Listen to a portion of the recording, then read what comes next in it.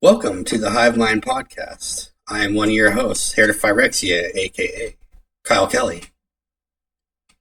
I am MTG Cranium 707, your one-stop shop for slivers. Welcome to the Hivemind. What we got today, Air? We have two special guests. Go ahead and introduce yourselves.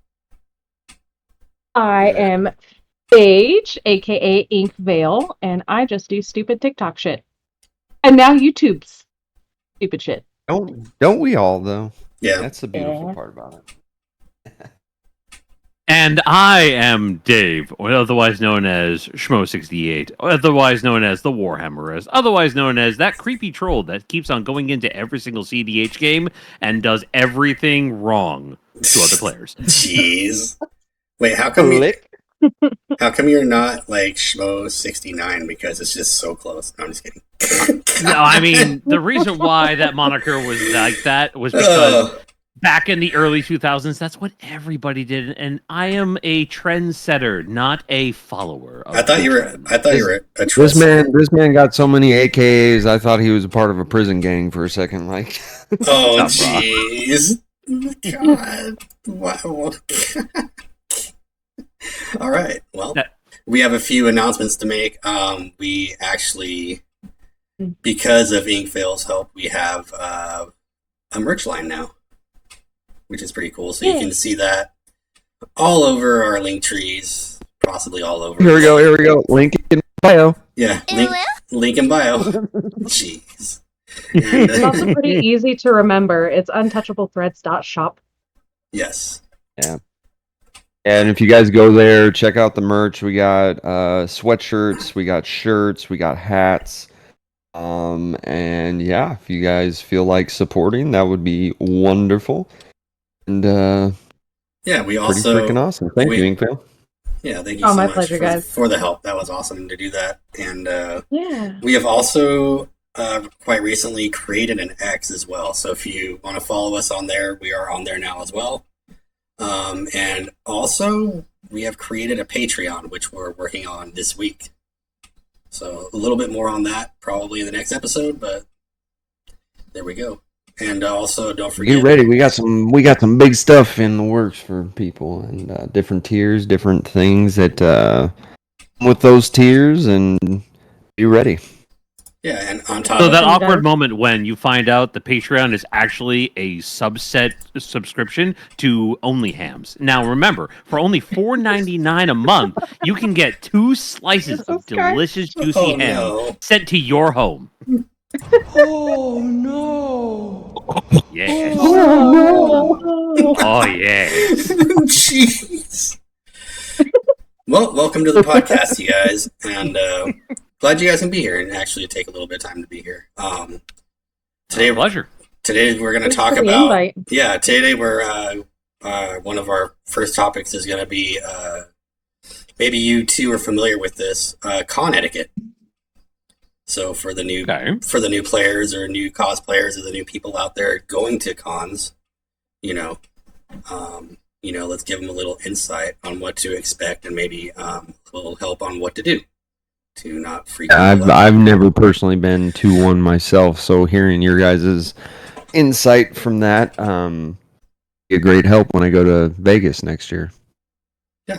Well, what kind of information are you looking to give out? Is there any particular questions that you have you want to? Just all right. So, like, if you're planning for the event, like, so for MagicCon Vegas next year per se, like how the steps and processes, like, you go in. Is there like I know probably an event, type of schedule of what's going to happen at certain times. Like this will happen this time. This will happen this time. What would be your best advice for like getting the full experience of going to one of these cons and actually like not over stressing yourself out and being like, I have to do all this stuff and this time and all that stuff, but going to enjoy yourself there and make it memorable instead of a stressful event? How about this? Phage, you start with this one, and after you give your input, I'll give my input. I'm like the worst person to ask for this simply because I've only been to one other con, and that was Fan Expo. And literally the only reason why I went was so I could meet Hayden Christensen because I wanted to say that I touched Anakin Skywalker. That sounds really That's badass. inappropriate. But Hello there. Hello. I'm just gonna say, hello, police. We have someone here. We need to have you talk to now. Jeez, that's so funny. like for me, the con Fan Expo was a lot of fun, but I went like basically right after Miss Corona was going on, so I think it was like 10 times busier than it normally would have been. So for me, it was really overwhelming because there was so many people and there was so much going on. So I think if you can like find a way, because I'm an introvert. I know that everyone says that I'm not, but I'm wholeheartedly an introvert. So I just had to be able to find a space where I could just take a breath. Like if you can figure out a way to do that, that's going to be your saving grace, in my opinion. I think honestly, you just go kind of ground yourself and get back to a better state of mind and everything. Yeah, I think my wife's an introvert, and I was an extrovert until I met her, and then learned quickly, like, you know what, introvert life is way better than extrovert. That's for damn sure. And I agree. I also just got to throw out there, I've been to a few cons where there is really nowhere to sit. Not Magic cons, but Comic Cons themselves. So like realistically, we had to go outside, to go sit on the steps or something. So be wary of that too. Yeah. I can say from my personal experience, I have been to about half a dozen cons on the East Coast. So, if you're looking for like my playbook, comparatively to what you guys might be doing, it really all depends on why you're going to the con. Now, there are people out there, players, grinders. Some will just go for the experience, right? They're going to go around. They're going to try to find cards they're looking for. They're going to try to meet the possible personalities that are out there, get that stardom sort of like feel in them, and just kind of have that fun, right? But for me, how I go about it is, all right, why am I going out to the con in the first place? Is there an event that I want to play? Is there possibly something that I want to promote for my social media? Is there something that I have a vested interest in this that makes me want to have fun going to this place? So in other words, you want to just go troll somebody. Yeah, like trolling. Right. Yeah, like, I mean, trolling happens as we're doing our thing, so we're getting a twofer there. So, regardless on that, usually how I do it is, and I'll give an example from the last con that I went to. I went to SCG Con out in Rhode Island, and there was pretty much a cEDH tournament out there. So me and a few friends, we said, hey, we're going to go out, we're going to have a good time, we're going to go to this tournament.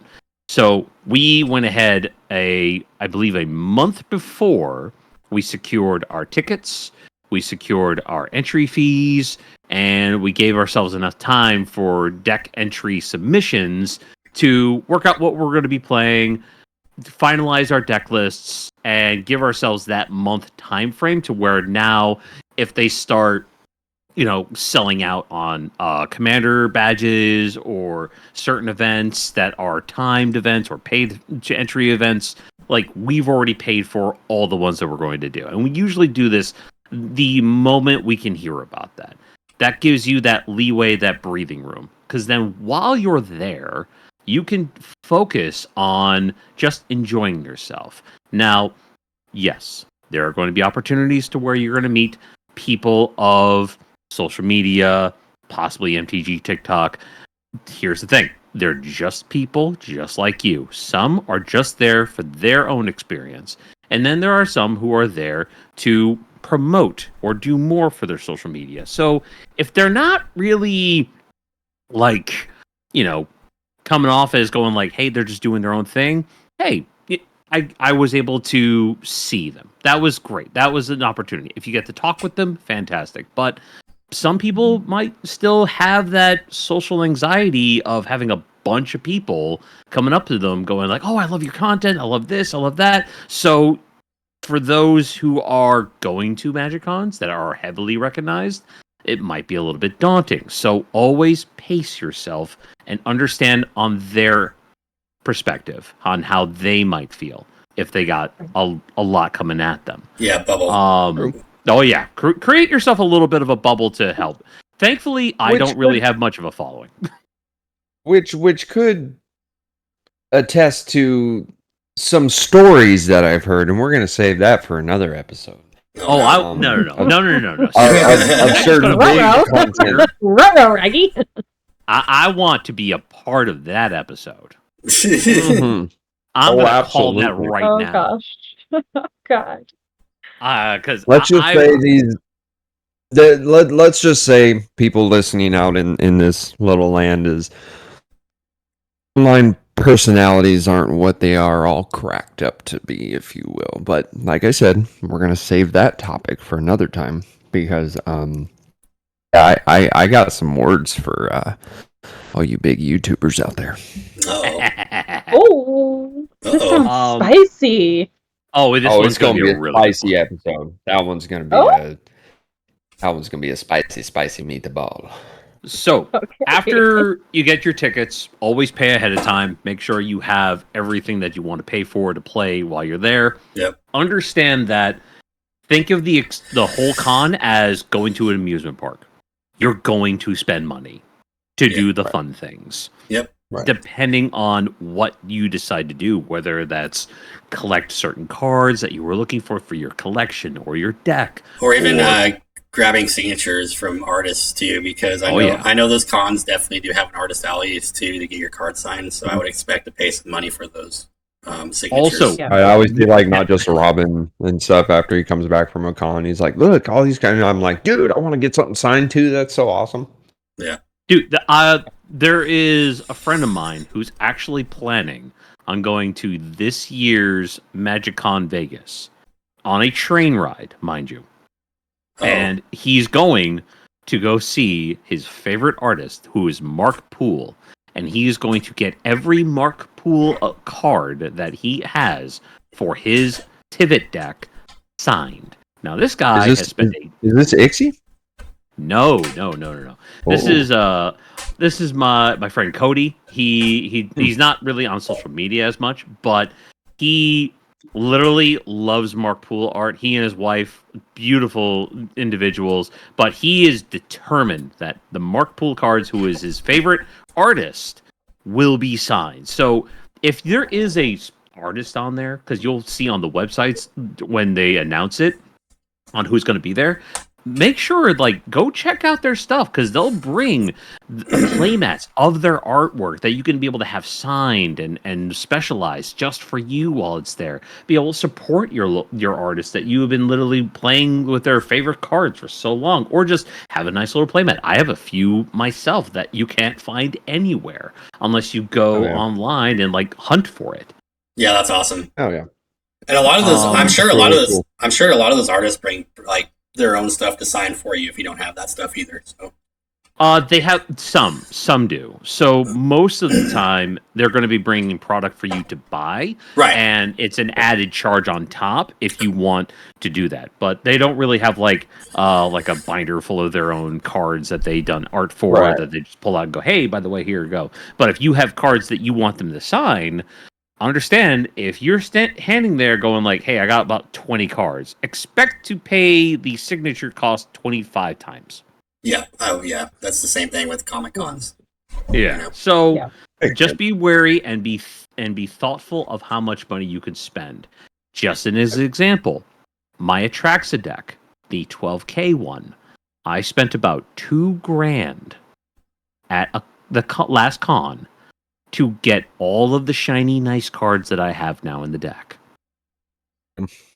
Bring some extra spending cash with you as well. Oh yes, definitely, because very, very quickly, there's at fire events, there's special tournaments that are played throughout the whole weekend that you could be able to join in.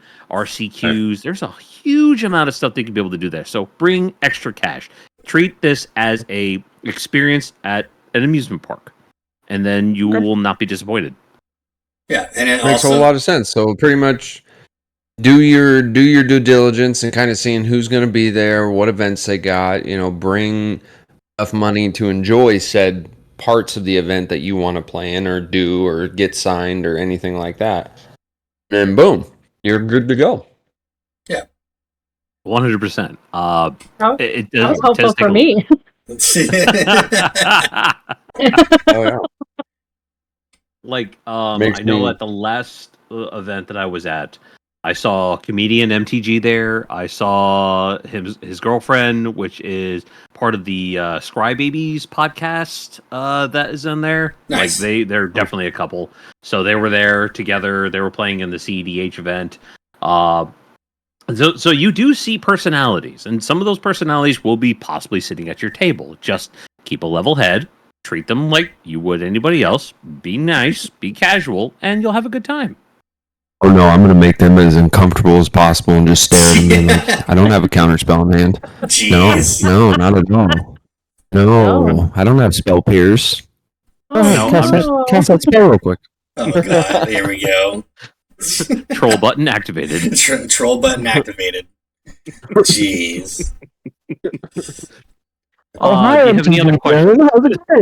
No, I think that's good. I think that's really what I wanted to cover for like some of the newer players maybe that have never been to cons, or people that just aren't really know what to expect. And also, don't forget you have to cover your trip there and also your hotel and wherever you're going to stay. So it does get expensive, especially when it comes down to the hotel. The biggest problem. And don't forget, a lot of people do. Don't forget snacks also. So, I bring backpack with quick snacks in there and like a water. Like if you got to be careful about that, because some of those halls don't allow you to bring outside food. Correct. So you correct. got to be kind of sneaky with it. Yeah, no, I mean that's well. When I went to Comic Cons, obviously I did that, but I don't know about. I don't know Up about in the hood. They're gonna have to pat me down if they're gonna find snacks. Oh jeez. But, sir, they do not allow body cavity searches in Magic Cons, I don't think. Oh, You don't say. God. Oh god. Damn it. I have to hop to it and spin on that thing. Oh no. Whoa. Oh, here we go. Oh jeez. Oh god. Oh shit. No more of that. We already had that 300 times during the last game. No, we're breaking that record. I'm hoping tonight it's gonna happen. One of these Emotional, damn it. one of these days. So, do we want to go into our next topic? Yeah, and it was the one that you had mentioned earlier, right? Yeah. So how the meta is changing in regular Commander, in standard, modern, cEDH. What are the biggest changes that we're seeing? I think honestly, with all the different sets coming out and everything, what's the trend? What I've been noticing personally is the power scaling is getting freaking out of hand. I want to say for even some of the 60 card betas going into cEDH, I think we're in a naughty beta, to be honest. Just because a lot of other people have already covered this, because it's one of the biggest breakout decks, I believe, in the last year or so. It is putting up consistent numbers, and it's Nadu's Nadu. I mean, what else is there? I mean, Nadu, you do have other decks as well. There is other decks, but Nadu, I mean, with the modern tournament that they just had with the pro players and everything like that, like, insane amount of Nadu BAMP players, right, that just came in and just swept the whole fucking thing. Even the guy that won was like, ban my deck. Yeah. I want you guys, and they obviously they did that shit on purpose. Let's just be real. They wanted Nadu to be banned in modern because they don't want to have to deal with it in future events. Yeah. It's 100% going to be in 60 card formats. Me personally, I don't think. I think it's going to be banned in Commander. I think in EDH and cEDH, it's fine. Just for the fact that there's still Blue Farm, around, and Kinnan, which are still mid. Yeah, there's still two of the top decks that are played. Fucking mid. Fucking mid. So I think we'll see Nadu for a long time. And you got well, Urza player chewing on crayons. Here's the thing. Me and my friends here, we kind of have this huge little like brain trust amongst us. So we have various different opinions and discussions about this very topic. The biggest thing that we have found is the meta is shifting to more of a creature-based kind of meta. So where a lot of creature synergies and combos and fast wins are happening than you would normally do. Now, you still have your Timna Crom decks. You still have your Sisay decks, which is starting to be turned more into more creature heavy than they were before when they relied on the Planeswalkers. Kinnan is still viable. Rograk, Silas, like any of the main ones that are out there are still working.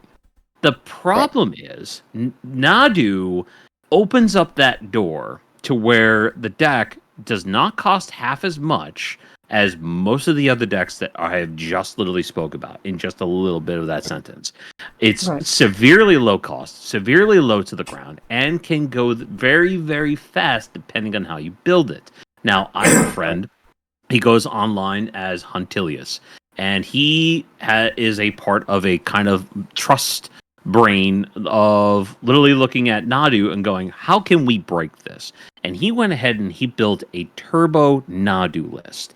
That deck, if not interacted with by turn 3, it is over, because he will have it to where it's so efficient to be able to get what he needs out on the field to go off. And he will have enough interaction to stop whatever is trying to disrupt his plan. Now, you have other players who are kind of following that same aspect, but trying to twist it up and do different things.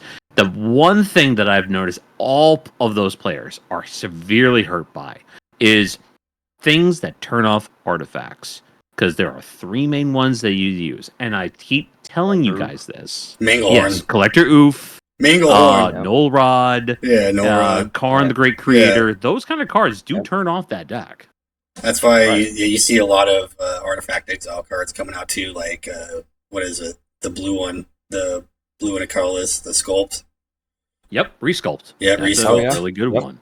That hits those. That hits One Ring, all the other good artifacts too that come out, And not only that, there are also some Eldrazi that came out that straight up say when you cast this Eldrazi, you're exiling an artifact that costs 4 or less. Correct. So you are literally just removing things. Now, there are some lists that are running stuff that could be able to get those things back from exile. Rift Sweeper, or even if it's in the graveyard, stuff like Noxious Revival, Reclaim, whatever you want to do. But usually they have these little plans in place in case it's happening, because they know they're going to be dealing with that problem. But by the time they're going off, they know that they have enough interaction to stop whatever's trying to come at them, and they need to go off on that one turn.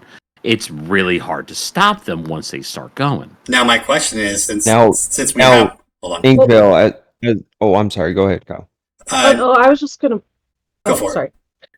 My bad. I was just going to piggyback off of what Dave was saying as far as, like, the artifact, like, turning off the artifacts with Nadu. I actually played my buddy's Nadu deck. So he took apart his Walmart girl. He took apart Atraxa. Build his Nadu, because I would never do that with Walmart girl. I was really shocked because he loves Atraxa. So I was like, what the hell? Who are you? Like, what happened? Who hurt you, buddy? Like, do we need to talk about it? And what is that? What the fuck is that? His Nadu deck, and he didn't use Lightning Greaves, he didn't use Shuko, he didn't use any of those cards. He did everything with Unctus. Mm-hmm. Yeah, that makes sense. Yeah, Unctus is which I was like, good strategy. Because everything that I had seen had something to do with the Greaves, with Shuko, with all those low cost equipments that are equipped for 0, and instead he was just completely like draining his life, like he was playing mono black, right? But with using Unctus, and he won. What I think turn 3 or 4. And it was really cool to watch, because I was like, okay, so I'm just expecting him do what everyone else is doing as far as what I've seen from Nadu, and instead he just completely hit it a different way. And I think that's what I like about Nadu, is like the versatility as far as like targeting. Yeah, it reminds me your kind of. creatures It to reminds be me. able to do that. It reminds me kind of like a Sisay pile. You can really Yeah. put a lot of different toolboxes. Well, in it. and here's the thing about Nadu too, is like everyone's scared of the bird, and that's what I'm kind of like. I have my deck coming in from the Cauldron Boys. Shout out to them for doing that. Shout I'm out! super Hell stoked to play that when I get it. But the thing about it is a lot of people are going to be relying on Nadu as the commander. So what me and Dave kind of talked about the other day, the ways to beat Nadu, right? Don't let it, I mean, if it hits the board, cool. Make that commander tax go up as high as fucking possible. Swords to Plowshare, Pat the Exile, get rid of it. It is a kill on-site commander, because I don't care how much mana one of these players can get. When you make that thing cost like 52 fucking mana to cast it, a little harder to do. Now, obviously, you can put cards in there that are going to help you get that mana, and Basalt Monolith, for the infinite colorless and blah, blah, blah. Yes, but, prevent that bird from coming out. But the players that are building Nadu don't only rely on Nadu as your main, because that rely on the commander are not going to be as efficient. You have to have your alternate win cons in there, right? Like, Yep. With my deck list, I have no basic lands in there for one simple reason. Right. It is a Simic commander, right? Yeah. So I have Hermit Right. Druid and Thassa for that combo to win out with Thassa's Oracle. Yes, whatever, basic. I don't give a shit. It wins games. If you get salty about it, kiss my ass. Jeez. But that's a little bit harder than Demonic Consultation Thassa, right? Because everyone and their mom plays that combo, including myself and my Atraxa deck. But that one's a little bit more difficult because it can be interrupted at the same time. It's not as, anything can be interacted with. And me and Dave kind of touched on this the other day. This is one of those commanders where it shakes things up so much. It's going to start altering people's ways of building their deck, because now they're just not. I know a lot of people that, from what I heard, is, if Nadu comes out, I'm just going to stand up and go to a different table. Cool, you hurt my feelings so bad. Well, you just improved my win rate, buddy. Yeah, Thanks. Right, thanks. I appreciate it. You scooped, I win. Bye. But usually, this is the response I usually get for every single time I hear about Nadu. You just have to say that you're fine when you're not really fine. You just can't get into it because they would never understand. On a serious note, we Got him! so Exactly. there's one player. And- There's one player at our local store who refuses to even sit at a table if anyone is playing the bird. Like, will not play in that pod at all. Jeez. Will not even remotely play one game against it after his first initial interaction to it. Oh yeah, Really? yeah. He has I stated hate stuff like over that. and over and over again that bird is stupid and it is basic and it's a pretty bad deck. I hope it gets banned. Like, literally, that is the conversation.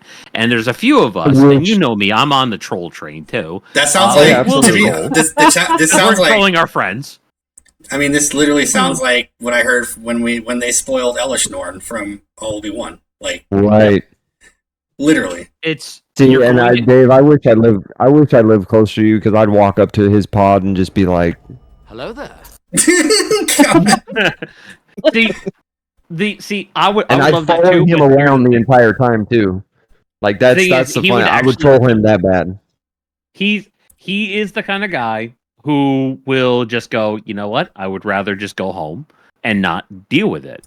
But we I'll Yeah. follow him. I'll get in bed Follow with him him home. and be like, play me right now. Stop being scared of it. Well, that's how I learned how to play against X. Is the more you play against it, the Yeah, better right. odds you have of learning how to beat it. And Right. when I first played against Nadu, like, I had to sit there and think, okay, well, how do I beat this deck right off the get-go. And the first thing that came to mind, because I was playing the Tim Necrom list that I have, was mass creature removal.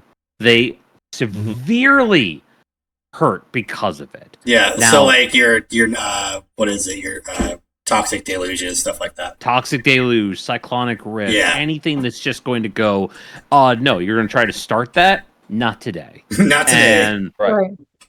like I'm starting to see people start to throw in supreme verdicts Wow. in their lists Ooh. because Ooh. they know that the Nadu lists are running so counterspell heavy that they need the can't be countered, or even Beseiju, who shelters all land, to be able to make any instant or sorcery uncounterable. Now, can it still be Mindbreak trapped? Yes, it still can be. Can it be summary dismissaled? Yes, it still can be. But the amount of preparation you would need for that is so small. Right. That you would be able to predict they have that. I mean, those are just start seeing those lists hit tournaments. I mean, those are just will start expecting. Those are just inclusions, though. That actually doesn't help, or that just helps against Nadu, but that helps them against every list too. You know what I mean? Because you got the creature, you got the creature heavy cannon. You got the other lists that are creature heavy too. So it's not like it's a dead card just for Nadu, right? So if you actually do include that in your list, so it's not a bad thing. And I'm gonna say something. The ones that are complaining about Nadu and Commander are Kinnan players because they know they're about to be dethroned by a bird. Okay? This is an unboltable bird. You can't bolt it. There is the one card though that does, I believe, immediate 4 damage. It's not called Bolt. I forget the name of it. It's Ghost Flame. Yeah, that's the one. It's the newest one, or Ghost Flare, or something like that. It's 2 in a red, right? Or a devoid spell that deals 4 damage to a multicolored creature. There's also a red card from Alliances. You can exile a red card and deal 4 damage. Oh yeah, there's plenty of things. Like the Ghost Flare that I just described has an alternate cost of, if the target is multicolored, it actually costs 2 less. So you literally get a lightning bolt or Nadu right there. Yep. I think my issue with the whole bird argument is build better decks, for one. Thank you. Right, like we joke about this, right? Like every time I'm on Bad Magic with you guys, it's skill issue. But really, that is what it is at the end of the day. Is build better decks that match the meta for the bird. And anybody that won't sit down across from you just because you're running Nadu, that's bitch made in my opinion. Like, no thanks. I don't. Wow. Let's go. I got super lucky with all the play groups that I play with on a regular basis. I was about to say that. I just went full these nuts on them. So the play groups, like you guys are included in this, right? Because I play with you guys on a regular enough basis. I play with the Cauldron Boys all the time. I play with Thane a lot. And then I have my local play group that I play with on Tuesday nights. Correct. I don't know what happened, but the guys that taught me how to play Magic, I thought I was playing casual. No, man. I've been playing high power casual since I started, and I had no idea. Mm-hmm. So I guess for me, like, I can't get salty with people because, one, I think everything, especially Dave, when you Noxious Revivaled my Vampiric Tutor, that shit was so funny. It's like, it's stuff like that. Like, I play the game to have fun, and if you're going to take it that seriously, you probably shouldn't be playing. Like, if you're playing for 15, 20K on the line, sure, yeah, take it a little bit more seriously. Right. But at the end of the day, this is just a game. It's a game. You're for real. A lot of players, though, or at least a lot of the players that I have had the experience to play with, some of them are potential tournament grinders, but they kind of like make their own sort of like tournament meta in their head. And they don't, because of life and schedules and stuff like that, they can't always go out to these in-person tournaments. So the closest thing they could be able to do is a league that we all participate in to be able to play. Now, I come into it and tell them I'm here for a good time. I'm here to enjoy playing this game with my friends. But there are certain players within that group that take the game way too damn serious. I mean, you're gonna have that. I try to be that humble. Right, but you're gonna have that no matter where you go. It's and I've been to LGSs, wherever, it doesn't matter. You're always gonna have some people that take it really serious, right?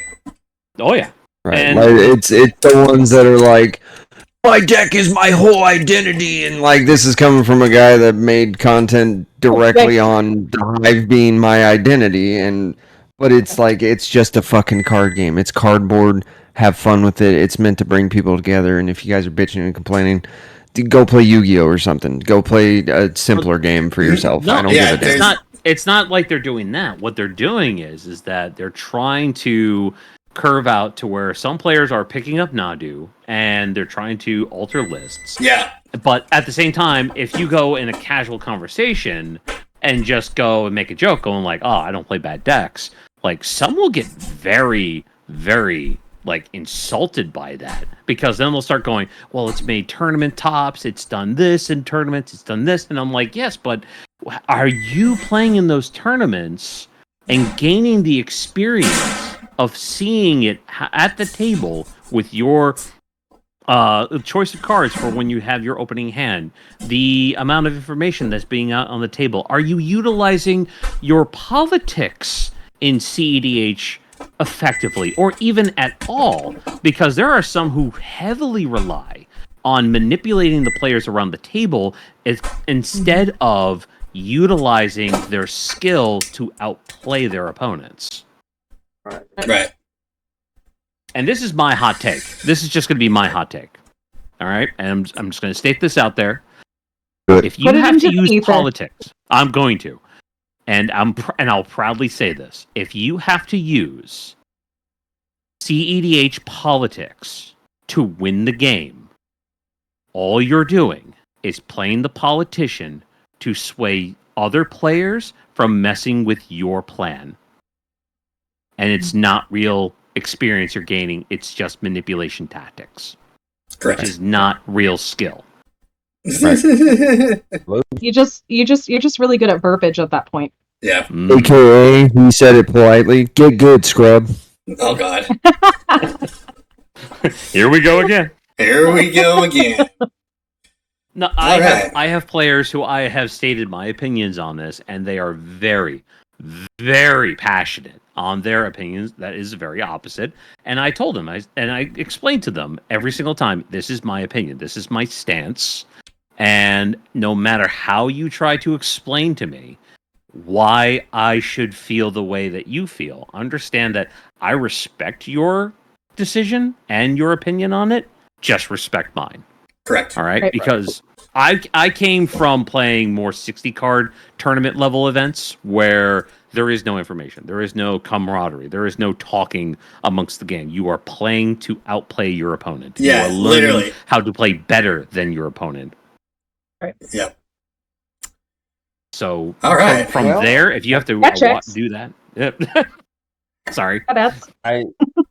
No, I think that covers it. I mean, there's a lot in the game that's changing, and it's up to us as players to, as especially like modern players are the ones that have to keep up with the sets. And I don't know what you do for work, but God willing, let me get hired on so I can afford that game as much as you. But right. There's a lot that changes, and this is an ever-evolving game, and you need to evolve with it. Yeah. In your own way, whether that be a couple cards, whether that be this or that, or adding this in there, or trying this out. And that's the beauty about proxying cards. We talked about proxying in a previous episode, and that's the best part. Proxy the card, play test it. If you like it, get the card. Whatever, it doesn't matter. Or just keep the proxy card. Who gives a damn? And that's essentially, it's adapting to this game and where it's going in the future, because really WotC's not going to slow down on it. No. It's just not going to happen. If anything, they're just going to get faster. I mean, that's just that's the world we live in. Can I ask all of you a question? Yes, of course. How long have all of you been playing? I promise there's a point to this question. I guess I'll go for, I've been playing since 2015, so about 9 years now. I've been playing since about 95. Oh yeah, so since you babysat Jesus and rode dinosaurs, got it. Dave? Yes. We were sliding off the back of a long neck back then, Littlefoot's I just mom. gotta just say, off of that one. Emotional, damn it. Jeez. So I have been playing ever since Urza's Legacy came out, and that was in 99 era. So I've been playing for quite a long time. So Kyle and Dave, I just want to remind you that to take some ibuprofen before bed. Okay. No, I'm gonna take you're my gonna wanna Advil drink and a like full it. glass of water. Or Advil, whatever you need. Go get your checkups, and I hope those knees feel better in the next couple weeks. Hey, you know what? For my next prostate exam, I'm gonna send you the pictures. Oh God. Oh God, gross. I have been playing since October of 2022, so almost 2 years. Oh yeah. And Congratulations. the reason why I bring this up is, as far as like, I don't mind sharing this. Like, I don't make a ton of money as a hairdresser. I did probably like 5 years ago before I fucked up my shoulder. But I had to really slow down and not work 17 hours a day, 6 days a week. Right. So,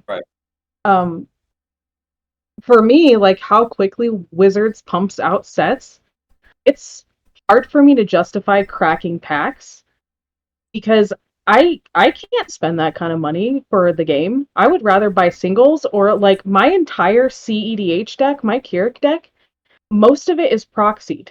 The only ones that I have in there that aren't proxies are black cards that I had laying around for other black decks I had built before I even discovered that proxies were a thing. Like I've only known about proxies probably since I got on TikTok back in March. Gotcha. Well, and you can ask Kyle and David. It wasn't like this back in the day. Like they weren't pumping out 20-something sets every single year. It'd be like 4 or 5. I mean, or circa something like 2019. After circa 2019, I believe is when they really started going to it.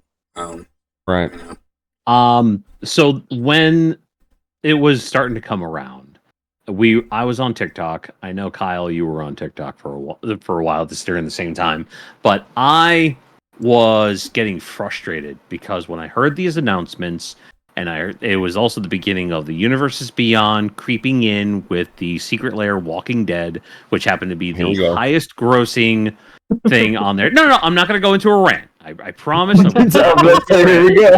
I will not go into a rant. I promise. I could probably do an entire episode about that. Oh yeah. But there's pros and cons to it. But getting back to the point, during that time, I had stated online, this is really bad for the game, because I feel that the more this kind of behavior starts to happen, you are going to notice that the game is going to be pushed more for profit than it was to actually keep the game fresh and exciting and give players more time to enjoy the cards that they are investing their money into. You're just going to create it into being this constant, I need to buy the next set. Oh, look, the set came out. Cool, I go get my cards. Oh, look, in the next couple of weeks, we have another set coming out. Like, that kind of push was so bad for the game and the community, especially during the time where nobody was working. But I had heard so much outrage against that opinion that I put out there, saying, well, you don't have to buy the cards. Well, it's maybe not for you. Like, that kind of mentality was pushed in because there was a lot of people who were brainwashed at that point to just, well, if Wizards is telling us that this is what they're doing, then we should just accept it and be happy in the fact that they're supporting Commander now. They're doing all these different things. They're promoting different shows that we like to watch on YouTube. Like, so much was going on that they just threw that out the door and said, you know what? Whatever they do, we'll accept it. Now, fast forward to today. Now we're starting to see why it was a bad idea. And people are starting to understand it. Too, that those same people that were saying, well, we just need to accept it because Wizards is doing it. The same people that are probably like, proxy cards are bad. Well, okay, then let's use your logic, because Wizards of the Coast made proxy cards and sold it at $3,000 or $1,000 for 4 randomized packs. in case we forgot about that. But but proxies are bad, right? So, anywho.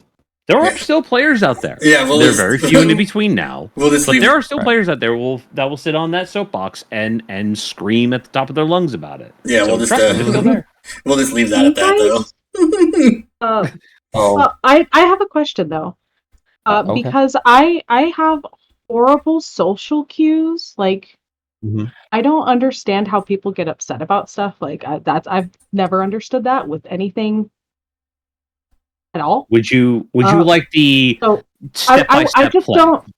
Well, I don't understand why people get upset about proxies. Like, it doesn't make sense in my brain because it's like, so it's still a card. It just wasn't printed by Wizards of the Coast, so we're going to get our panties in a twist. Like, I just don't.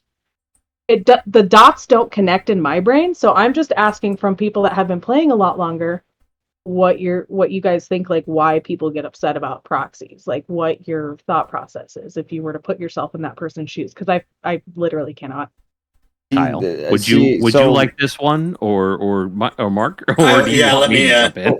I'll give a short opinion on it. It's the ones, and I've noticed it's more accepting. I went to an LGS last night and played, fully accepting of proxies, right? Which is kind of a little surprising because normally at LGSs, it's kind of unless you have permission from the LGS themselves, it's not really a kosher thing to do because you're kind of slapping them in the face, right? By being like, oh, well, I have this mana crypt, but I'm not going to buy it.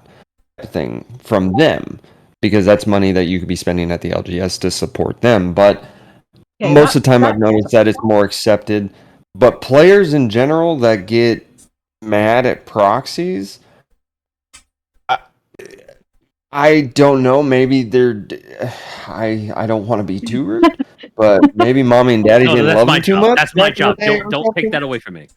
I mean, they're the ones that are like, I've invested all this money in the card, so you should invest in it too, blah, blah, blah, because I'm a dedicated. I've been playing since 1993, and I remember the first alpha beta, blah, blah, blah, blah, bullshit. I don't give a fuck how long you've been playing. You're a whale, and you're the ones that are gatekeeping a game that's meant to be for everyone, whereas, like me, if you're gatekeeping with proxies, me growing up as a poor individual back in the day that couldn't afford to buy every goddamn pack or every set or every card that came out there, I would have probably cold clock slapped you in the face. Just been like, fuck you, I don't have to play with you.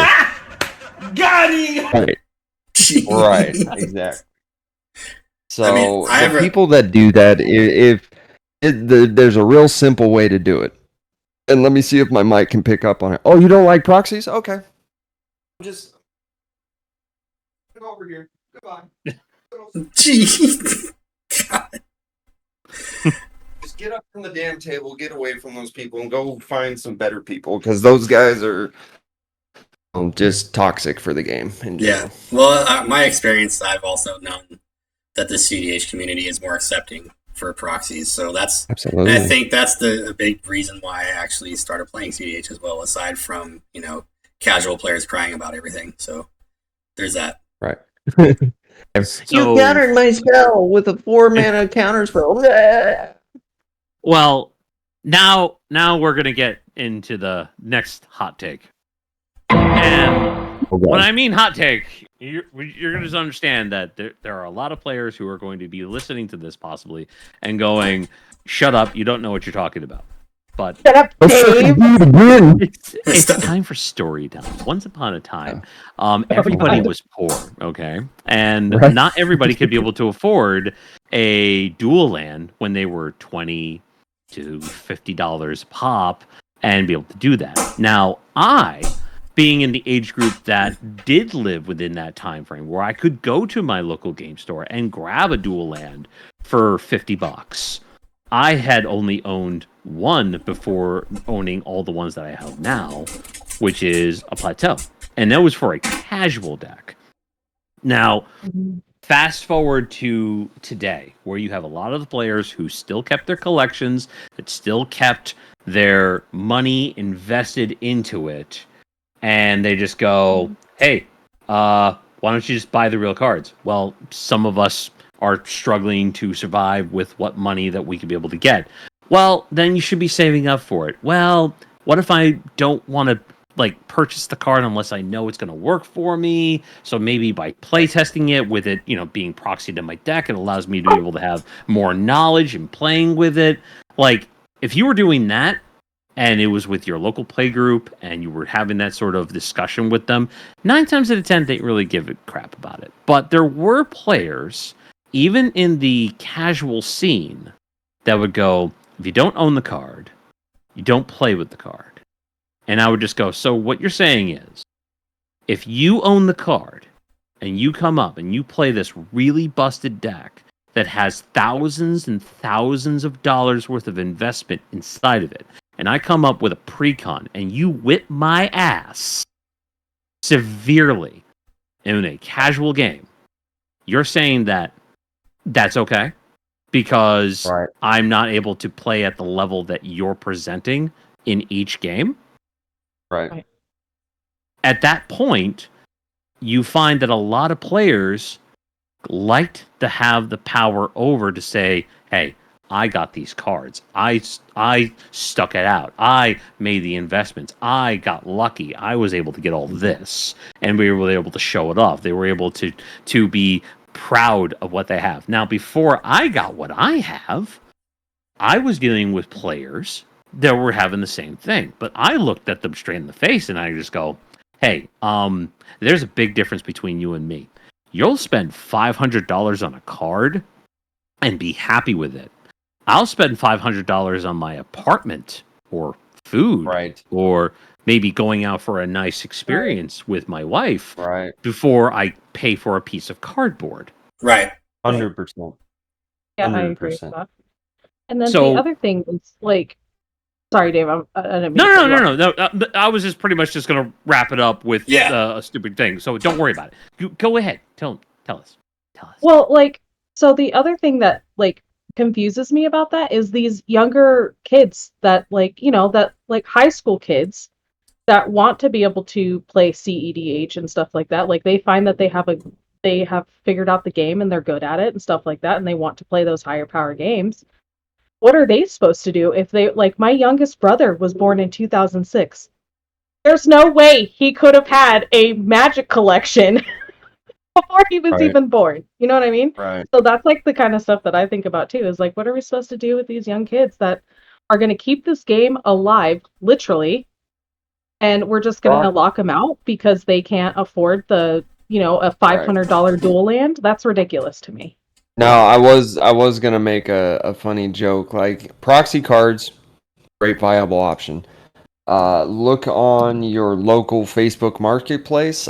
Find those recently divorcees that are pissed off at their old husbands that have Magic the Gathering collections, and go buy a whole table for $100, and you might pop out with some really crazy cool stuff. That's what I'm gonna be doing when I'm out in Missouri. Jeez. But That's so good. Because I legitimately saw somebody do that. They bought a whole table and they found a bunch of OG dual lands. They found, me personally, like if I'm gonna buy somebody's thing, I'm gonna go back to that person and be like, hey, by the way, I found all these. These are worth thousands upon thousands upon thousands of dollars. Even if I found a Black Lotus, like a beta Black Lotus, I'm going back and I'm being like, listen, I don't want to take this from you because you can get a lot of money for this. Now, if they see that and go, okay, well, you know what, I don't really, you can have, or we can split it, cool. But I want to keep integrity with that. But that's beside the point. So, of course. I think, proxying is a good, viable way of getting and keeping players into this game, and it makes the game more accessible for anybody that wants to play. The whole statement that this game is for everyone, no. Sorry. There are certain people that should not be allowed in this space at all. Yeah, well, for sure. And some of them are even in the big names. Yeah. Right. Oh, that sounds like some piping hot tea. Sneak peek. Well, with that, I mean, that's I appreciate you guys going into that with me, just because I am still so, like, I still feel so new, and, like, I'm still learning so much. So I know you guys already covered the proxy thing in one of your episodes, but I appreciate you going over it. No, it's fine. For someone that's so new. Yeah, so now with I'm sorry, go ahead.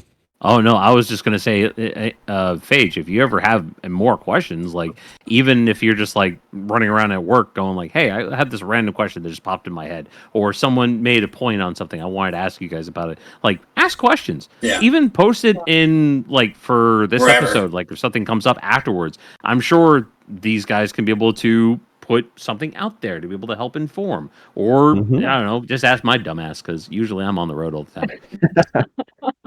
So with all that, I think I'm good with that. The power scaling and Yeah. and accessibility and all that stuff. That we like to come to, Kyle, if you're good to go with that. Yeah, I'm good. Like to come to and what is it? An ass or gas or ass segment of the podcast where we are going to do 2 this time. I looked on the last episode, someone did comment a commander card, and we are going to go around the pod and give our around the table and give our opinions on these cards, whether it be ass, which it's just completely not a good option. It's going to be garbage. It's meant for casual play. Or is it going to be gas? Is it cEDH worthy? Is it a good commander to have? Yeah. So, And you don't have to go into detail either. Really, just right. You can just say gas or ass, Yeah, and or then just- give a controversial opinion or Yeah. say why you like it real quick. But the card that was commented was Ansrag the Quake Mole. That good old Gruul 2 colorless, and I'll read the card real quick. Whenever Ansrag the Quake Mole becomes blocked, untap each creature you control after this combat phase. There's an additional combat phase. Now, for double Gruul and 3 colorless, Ansrag must be blocked each combat this turn if able. It's an 8/4 and it's only a 4 cost. It's Gruul and 2 colorless to cast it. Ass, gas. Me personally, I'm gonna say it's a little bit of both. I'm gonna say it's a little bit of both because that secondary cost to where you have to make it blocked. I'm gonna say it's also gas too because there's plenty of ways in Gruul to force opponents to block.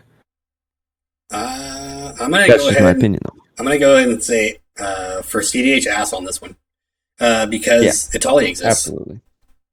Yep. Which Atali still needs to be audited because it doesn't pay its taxes, but that's okay. Dave, what's your opinion on it? My opinion, I'm going to get up on my soapbox here. This is strictly a casual card. I'm going to say that. So I'm going to say ask for cEDH, 100%. The fact that it's a 4-drop that requires an additional turn to get around the table to be able to do something about it. It does not scream that fast or efficient. It needs a lot of help to be able to keep it actually relevant on the table. And even after it gets around that 1 turn cycle, there's not a whole lot of like, oh no, you're attacking me with something that has no evasion, that has absolutely nothing to be able to help bash through for what creatures are being thrown at it. Because honestly, from what I'm looking at this, it's practically pretty bad. So I'm just saying I could go into probably a long-winded explanation, but straight up Whole for dissertation. cEDH, no. Well, there are a lot of cards in these Dave's fucking gonna write his games whole that I college hate thesis because they're so on bad, the but people attracting decide to answer. play them.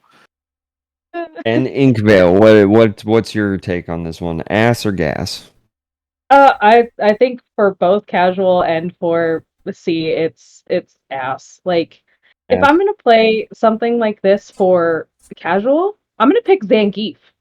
Or I guess the other one, the actual card is Marika Brutal Gladiator. Like that's what I wanted to do, and then I could make people sacrifice stuff. Like I don't want to pay what is it 3 and 2 red and 2 green just to make people block him. Like that seems so inefficient. Yeah, I don't. I'm not a fan. Seems bad. Okay.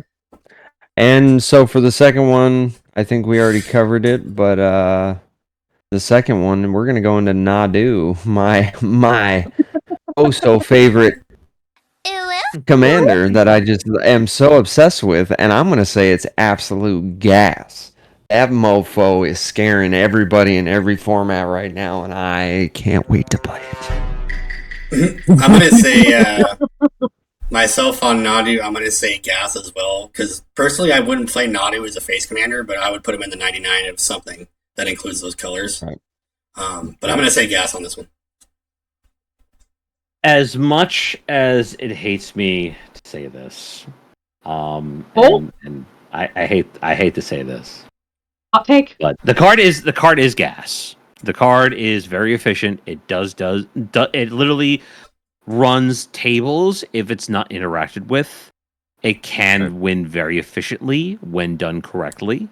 But as a statement that I'm going to just say, yes, it's gas, but it's also ass. If you have to rely on this stupid bird because of its efficiency, there are two reasons why. One, you need to win. That is your goal. You need to try hard and win. And this is your only way to be able to get it efficiently because it's been proven to be less expensive to get easy wins. Yep. Or two, this is a entry level.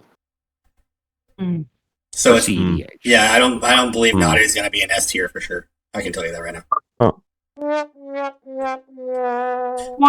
Maybe I'll eat those words later, but that's what I'm saying. So I'm I already know. If one of my friends is listening to this right now, he is literally going to be screaming at me and going into the text message with it, just going, "What are you talking about? This card is so good. You play the deck yourself." And as much as I tried to explain to him, I built Nadu as a learning experience, right, to teach people how to play against it. He will still argue, "Yeah, but you still built it," as his only defense. Right. In which I just had. Yeah, well, babe. You did still build it, so stop it. Get help. All right, stop it. Get some help. All right, Inkville, ass or gas? I think he's gas, but I also agree with Kyle. I would put him in the 99. I would not have him as my general. I know. The audacity. The audacity. Oh, you know what? I'm just gonna say it. The caucasity on that one. Okay. God. I gotta ask though, why does he have such an elongated beak? It drives me nuts. Because Hawk 2 spit on that thing. Oh, here we go. So we can literally suck the wind from a mile away. God. It's his big beak energy, Kyle. I know. All right, guys. I think I'm teetering on the peak of getting banned. I think I'm good with the episode. I appreciate you guys coming on. Yeah, that was a lot. But also, I want to thank everybody that stays with us, listens to us, interacts with us, gives us feedback. We're trying to get better and better, like I said. Stay in touch with us because, we're going to be around for a while, and we're just going to try and make our experience better for everybody as a whole, and that comes with time. So bear with us here. And, thank you, Dave, and thank you, Inkville, for coming on this episode. This is our first guest appearance, so we appreciate you guys coming in and talking shop with us. So I'm going to give you a little... Aww. And, so many more episodes to come. Don't forget, everyone that is listening up to this point, to comment, like, subscribe, and leave a comment of your favorite commander at the bottom of this thing, and it might show up on the next episode. Who knows? This was the only one, that little mole god thing that came up last time. We do very much appreciate the support. Look in our links in bios for our shop for the Hivemind Podcast merch. Pretty exciting stuff. More to come down the line. Just got to get some things set up, but we appreciate you. And with that, I am MTG Cranium 707, and as always, for the Hive, I'm here to Phyrexia, aka Kyle. Kill it. Glory to Phyrexia. Hey, everybody, have a good night. Appreciate Inkville and Dave. Thank you for coming on and hanging out with us. Hopefully we can do this again. Yeah. Absolutely.